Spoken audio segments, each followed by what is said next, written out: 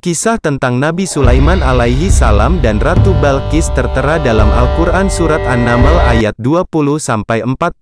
Nabi Sulaiman adalah seorang pemimpin yang adil dan bijaksana. Beliau adalah pemimpin besar Bani Israel yang telah mewarisi kerajaan ayahandanya. Beliau adalah nabi yang memiliki kelebihan dapat mengerti bahasa binatang. Kerajaan Nabi Sulaiman sangat luas dan besar. Allah menaklukkan angin untuk kendaraan Nabi Sulaiman dan Allah juga menaklukkan bangsa jin untuk tunduk pada Nabi Sulaiman.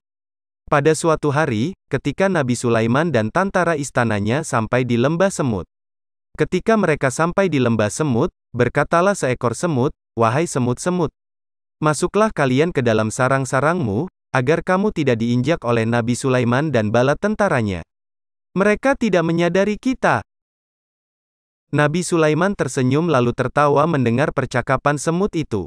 Lalu Nabi Sulaiman berdoa, "Ya Allah, anugerahkanlah aku ilham untuk tetap mensyukuri nikmat yang telah Engkau anugerahkan kepada kedua orang tuaku dan agar aku mengerjakan kebajikan yang Engkau ridhoi." Allah memberikan kekuasaan yang teramat besar kepada Nabi Sulaiman. Kerajaan Nabi Sulaiman memanjang dari Baitul Maqdis sampai perbatasan Yaman. Sungguh, beliau menjadikan kerajaan untuk menyeru pada ajaran Islam. Pada suatu hari, ketika Nabi Sulaiman sedang bepergian bersama tentara tiba-tiba di pertengahan jalan, Nabi Sulaiman kekurangan air dan kebetulan ada seekor burung hudhud melintas di sana. Nabi Sulaiman kemudian memanggil burung tersebut kemudian memerintahkannya untuk membantu mencarikan air. Nabi Sulaiman menunggu lama dan memeriksa burung hudhud lama tidak kembali. Nabi Sulaiman sempat ingin menghukumnya, akan tetapi ketika hudhud datang dan ia membawa berita yang sangat penting untuk Nabi Sulaiman, ia tidak jadi mendapatkan hukuman. Hudhud bercerita bahwa ia saat itu ada di Yaman, di sebuah negeri bernama Saba. Di negeri tersebut ada seorang ratu bernama Balqis. Ia dan penduduknya sedang menyembah matahari. Ratu Balqis amat kaya, ia memiliki singgasana yang terbuat dari emas dan intan berlian.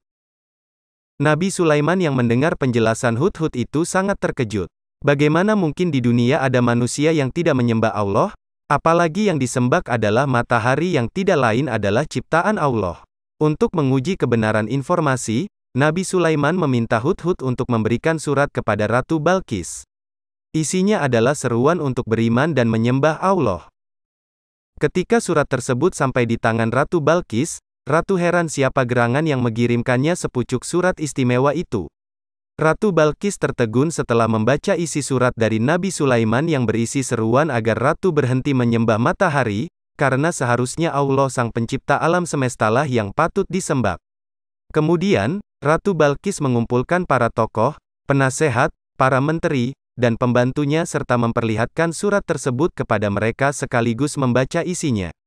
Setelah membaca surat dan mendengarkan nasihat dari para penasihat, Ratu Balqis tetap pada keyakinannya yakni menyembah matahari. Dan memutuskan untuk mengirim utusan kepada Nabi Sulaiman dengan membawa hadiah emas dan berlian sebagai bujukan untuk menarik hati beliau. Ketika rombongan Ratu Balqis datang membawa hadiah, Nabi Sulaiman menolaknya. Para utusan tersebut pulang kembali membawa hadiah tersebut dan menceritakan apa saja yang baru mereka saksikan berupa kemegahan kerajaan Nabi Sulaiman, bala tentara yang banyak, dan dahsyatnya kekuatan Nabi Sulaiman. Ratu Balqis menjadi sangat penasaran dengan Nabi Sulaiman. Keesokan harinya, Ratu Balqis berniat datang kembali dengan pasukannya ke negeri Bani Israel. Akan tetapi hal itu sudah diketahui lebih dulu oleh Nabi Sulaiman. Nabi Sulaiman ingin memindahkan singgasana Ratu Balqis untuk menunjukkan kekuasaannya.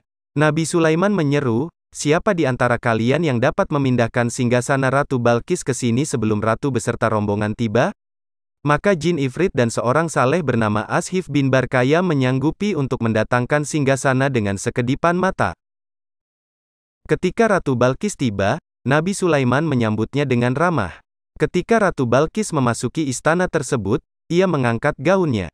Ratu Balqis menyangka di lantai istana Nabi Sulaiman ada genangan air, karena lantainya yang begitu indah sebening air. Ia merasa sedikit malu, tetapi juga teramat kagum.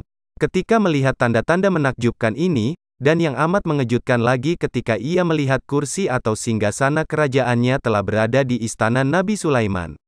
Ratu Balqis kagum akan keajaiban dan kehebatan Nabi Sulaiman.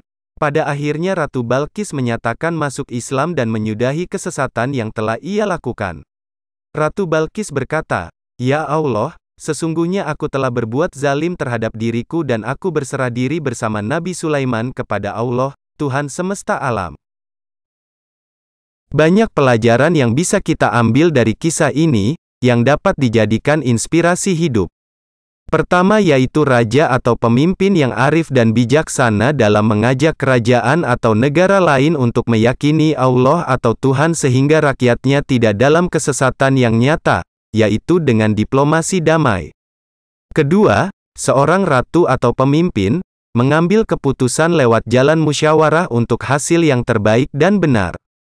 Ketiga, pemimpin yang kaya tidak sombong dengan hartanya, dan lebih mengutamakan perdamaian daripada peperangan yang nantinya dapat menyengsarakan rakyatnya.